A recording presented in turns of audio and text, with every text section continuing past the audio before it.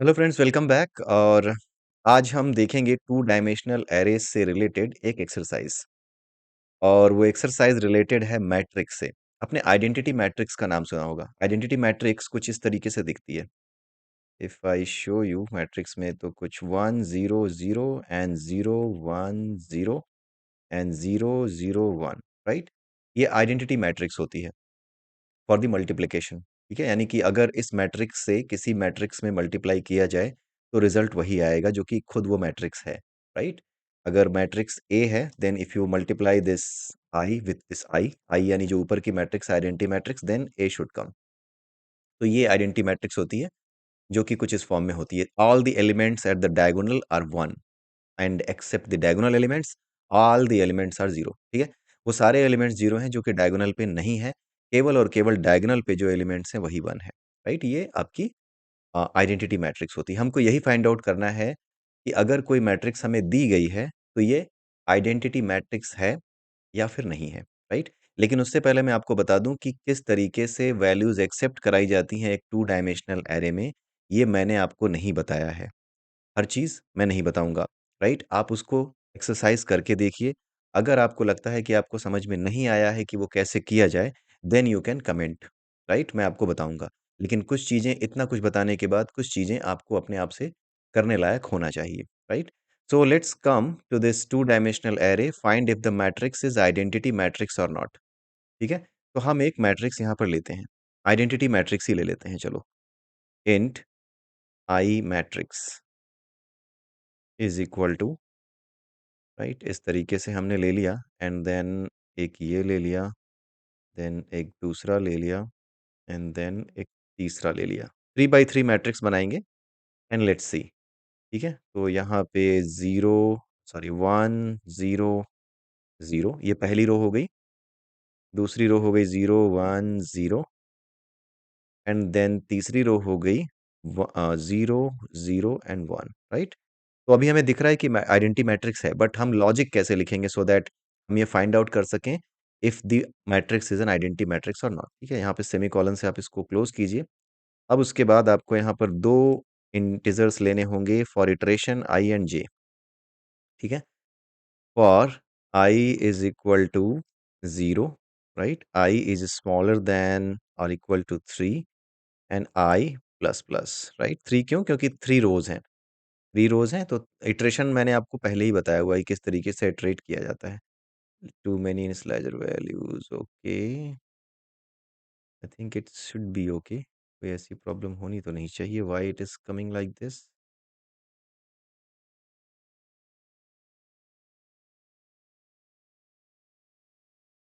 To many initializer values 1 0 0 0 1 0 वाई। Okay, let's see, compile करके देखेंगे क्या है, क्योंकि यहाँ पर ये एरर आनी नहीं चाहिए। Why it is coming, let's see. तो पहले हम इसको बिल्ड करके देखते हैं, कंपाइल करके देखते हैं, sorry. Too many initializers, okay.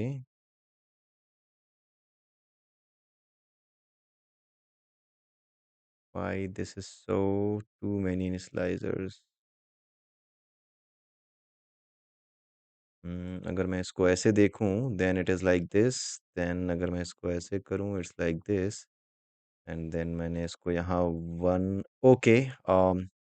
बहुत ही छोटी सी मिस्टेक की है मैंने। Okay, three three was a blunder. छोटी नहीं, इसको ब्लंडर कहते हैं। मैंने साइज डिक्लेयर ही नहीं किया टू डायमेंशनल एरे का, और इसको एक सिंगल वेरिएबल की तरह मैंने इसको ले लिया। That is why it was coming. So now everything is fine. अब हम आते हैं अंदर। For j is equal to 0 and j is smaller than और equal to 3 and j plus plus, right. यहाँ पर हमने इसको ले लिया एंड देन 3 रोज के लिए और 3 कॉलम्स के लिए हमें वैल्यूज चेक करनी है, राइट। अब यहाँ पे हम एक फ्लैग ले लेते हैं, और जो फ्लैग ये बताएगा कि क्या हमारा जो मैट्रिक्स है वो आइडेंटिटी मैट्रिक्स है या नहीं है, राइट। सो इनिशियली हमने इसको 1 कर दिया है। हम चेक ये करेंगे कि कब हमारी आइडेंटिटी मैट्रिक्स की कंडीशन फेल होती है। जैसे ही फेल होगी वहीं पे हम फ्लैग को 0 कर देंगे, अदरवाइज हम फ्लैग को 1 रहने देंगे। ठीक है, कुल मिला के अगर हमें ये कंडीशन सेटिस्फाइड मिलती है तो हम फ्लैग को छेड़ेंगे ही नहीं। लेकिन अगर किसी भी पॉइंट पे ये कंडीशन में से कोई भी एक कंडीशन लाइक अगर हमारा पहला एलिमेंट या फिर डायगोनल का कोई भी एलिमेंट में 0 मिलता है, इन दैट केस हम फ्लैग को तुरंत वहीं पे फॉल्स कर देंगे यानी 0 कर देंगे। ठीक है? अब हम आते हैं if I is equal to J, right? अगर इंडेक्स I j यानी I और j जब बराबर हैं, in that case if a I is not equal to 0 is not equal to 1, right? Then हम क्या करेंगे? I matrix, sorry, it should be I matrix. एक ए नाम लेते लेते यहाँ पर ए ही लिखने लगा। I matrix I is not equal to 1, then flag is equal to 0 and we will break from here, right? And अगर हम इंटरनल लूप से ब्रेक कर गए हैं तो हमें बाहर वाले लूप से भी ब्रेक करना पड़ेगा, क्योंकि अब कोई मतलब नहीं रह गया बाहर वाले लूप को भी चलाने का, बिकॉज हमारा मैट्रिक्स जो है अब हमें पता लग चुका है कि आइडेंटिटी मैट्रिक्स नहीं है, राइट? इन केस हमारा आई मैट्रिक्स नॉट इक्वल टू 1, अगर हमारा आई जे के बराबर है और उस केस में I matrix I not equal to 1 आता है तो फ्लैग 0। ठीक है? उसके अलावा एक कंडीशन और है। ठीक है? एक कंडीशन और हम बोल रहे हैं, if I is not equal to J, अगर आई जे के बराबर ना हो, in that case if I matrix I and, sorry यहाँ पे आई एंड जे करना था, right? I and J not equal to 0, then also क्या होगा? Flag is equal to 0। दोनों ही कंडीशंस में फ्लैग को 0 करना होगा। और अगर हमारा फ्लैग 0 हो गया, इस फॉर लूप के भीतर जब हम कॉलम में एक एक वैल्यू चेक कर रहे हैं, अगर उस कंडीशन में कभी भी हमारा फ्लैग 0 हो गया, देन इन दैट केस हमें क्या करना होगा? इस फॉर लूप से बाहर आना होगा। अभी इस फॉर लूप से आप बाहर आए हो, यहाँ पे बाहर आते हो, राइट? ये फॉर लूप यहाँ यहाँ पे बाहर आ रहे हो आप। यहाँ पर आप तुरंत चेक करो, if flag is equal to 0, then आप भी बाहर वाले लूप को ब्रेक कर जाओ, राइट? मैंने आपको बताया था पहले ही कि ये वाला ब्रेक जिस लूप के अंदर लगा है, केवल उसी लूप को ब्रेक करेगा।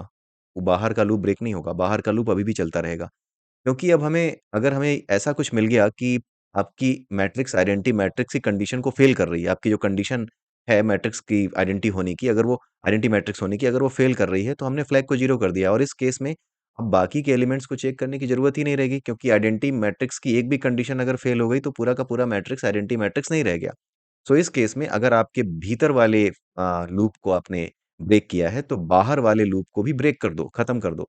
वहां कुछ करने की जरूरत अब नहीं है। अब यहाँ पर आप इसको प्रिंट करो, प्रिंट एफ स्लैश एन दी, यहाँ पर आप क्या करोगे? इफ, या फिर हम किसी और तरीके से प्रिंट क्यों ना करें, हमने वो भी पढ़ा है, टर्शरी ऑपरेटर भी पढ़ा है। ठीक है? तो हम क्या करेंगे?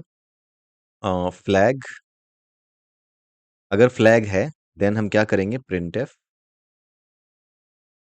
फ्लैग है का मतलब क्या? फ्लैग 1 है तो print F slash N, the matrix is an identity matrix. ठीक है? एल्स, एल्स क्या होगा? प्रिंट एफ, आपने ध्यान दिया मैंने यहाँ सेमीकोलन नहीं लगाया, राइट? क्योंकि सेमीकोलन लगाते ही ये क्वेश्चन वाली क्वेश्चन मार्क जो लगाया है मैंने, ये जो टर्शरी ऑपरेटर लगाया है, वहीं पे खत्म हो जाता और एक कंपाइलर एरर देता, राइट? एल्स के केस में क्या होगा? एल्स कैसे दिखाते हैं? कोलन से। तो ये मैं क्यों कर रहा हूँ? हालांकि मैं इफ एल्स भी लगा सकता हूँ, बट द थिंग इज कि अगर आपने बहुत सी चीजें सीखी हैं, अगर आप सीख रहे हो, तो उनकी प्रैक्टिस ही सबसे अच्छी चीज है कि बार बार आप करते रहें, सो दैट वो चीज आपको याद बनी रहे। तो ये अननेसेसरली ही मैं यूज कर रहा हूँ, बट द थिंग इज कि I am cementing my concept. मैं जो कॉन्सेप्ट पढ़ के आया हूँ टर्शरी ऑपरेटर्स को लेकर के, उस कॉन्सेप्ट को और यहाँ स्ट्रॉन्ग करने के लिए ऐसा काम कर रहा हूँ। Print F slash N, the matrix is not identity, matrix हमारी आइडेंटिटी मैट्रिक्स नहीं है। अब यहाँ पर आप इसको क्लोज कर सकते हो। ठीक है? आप इसको अगली लाइन में भी लिख सकते हो, देयर इज नो इश्यू। ठीक है? कोई प्रॉब्लम नहीं आती, पूरा पूरा दिखाई दे रहा है। तो यहाँ पर आप देख सकते हो कि अगर फ्लैग की वैल्यू 1 होगी, यानी फ्लैग में कुछ भी वैल्यू होगी, हमने हमने 1 डाली है, अदर देन 0 कुछ भी ट्रू होता है। तो अगर ये ट्रू होगी तो इफ कंडीशन के अंदर ये आता है, एल्स कंडीशन के अंदर ये कोलन के बाद वाला आता है। तो अगर हमारा फ्लैग 1 होगा, तो प्रिंट क्या होगा? The matrix is an identity matrix. Otherwise क्या प्रिंट होगा? The matrix is not identity matrix.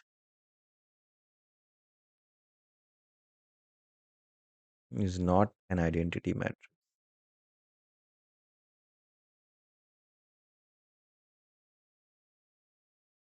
ठीक है, सो अब हम इसको चला के देखें। Let's see. यहाँ पर आ गया। The matrix is an identity matrix, क्योंकि मैट्रिक्स हमारा आइडेंटिटी मैट्रिक्स है। अब जरा फॉल्स केस चेक करते हैं, जब ये आइडेंटिटी मैट्रिक्स नहीं होगा, यहाँ पर किसी एक को हम ऐसा कर देते हैं या फिर यहाँ 12 लिख देते हैं, कुछ भी लिख देते हैं। क्या ये मैट्रिक्स आइडेंटिटी मैट्रिक्स है? बिल्कुल नहीं है, क्योंकि आइडेंटिटी मैट्रिक्स में कोई भी वैल्यू जो कि नॉन डायगोनल है, वो 0 हो ही होनी चाहिए, राइट? और डायगोनल वैल्यू सारी 1 होनी चाहिए। यहाँ पे ये फेल हो रहा है, तो हमारा प्रोग्राम जो है सही आउटपुट देना चाहिए, यानी कि अब इसे बताना चाहिए कि the matrix is not an identity matrix, ठीक है? तो हमने पास और फेल दोनों केसेस देख लिए। अब ज़रा हम इस चीज़ को देखते हैं कि अगर डायगोनल पे हम कुछ चेंज कर दें 12, तो क्या ये बताता है कि ये आइडेंटिटी मैट्रिक्स है?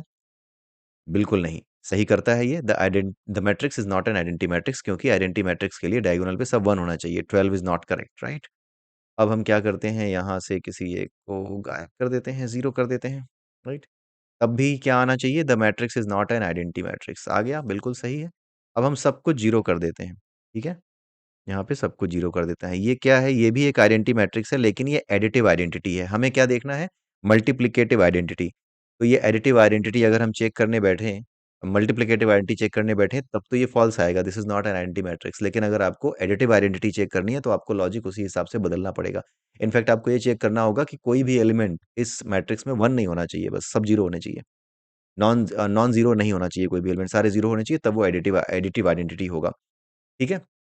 तो आप यहाँ पर देख सकते हैं इसको चला करके कि ये आइडेंटिटी मैट्रिक्स नहीं आएगा आपका। The matrix is not an identity matrix, ठीक है?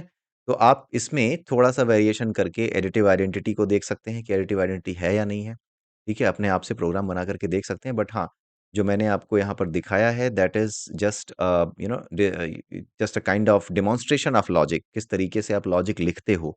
ये लॉजिक लिखना आपको आना चाहिए, एंड जो कुछ भी आपने पहले पढ़ा है उनको यूज़ करना शुरू करिए, ठीक है? जो कुछ भी आपने पढ़ रखा है उसको यूज़ करना इसी तरीके से शुरू करिए, और सो दैट आप बार-बार उसको रिवाइज़ करते रहें। ठीक है, अगले वीडियो में देखते हैं किस तरीके से एक एरे के अंदर एक नॉर्मल वन डायमेंशनल एरे देखेंगे। उस नॉर्मल वन डायमेंशनल एरे के अंदर हम ये देखेंगे कि सबसे बड़ा नंबर जो दूसरे नंबर पर है, दूसरा सबसे बड़ा नंबर हम कैसे फाइंड आउट कर सकते हैं, right? Find the second greatest element in an array. ठीक है, सो ये हम देखेंगे।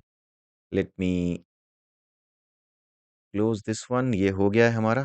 ठीक है, आप इसको प्रैक्टिस कीजिएगा। अगले वीडियो में फिर मिलते हैं। तब तक के लिए have a nice day and bye bye.